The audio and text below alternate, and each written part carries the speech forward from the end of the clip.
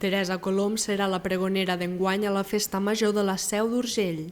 L'escriptora urgellenca serà l'encarregada de donar el tret de sortida als actes festius des del balcó de l'Ajuntament, el dissabte 27 d'agost.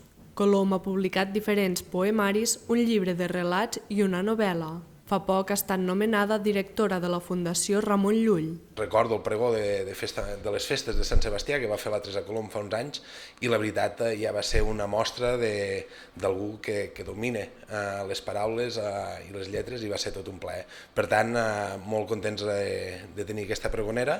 En els actes previs a les festes s'introduirà la modalitat esportiva de ciclobloc a la piscina municipal.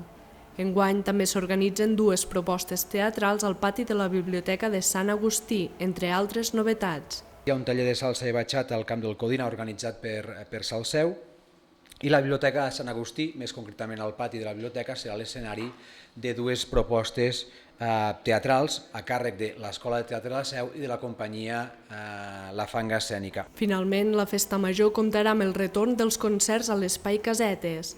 La programació contempla una 70ena d'activitats amb la voluntat de recuperar la majoria d'actes d'abans de la pandèmia.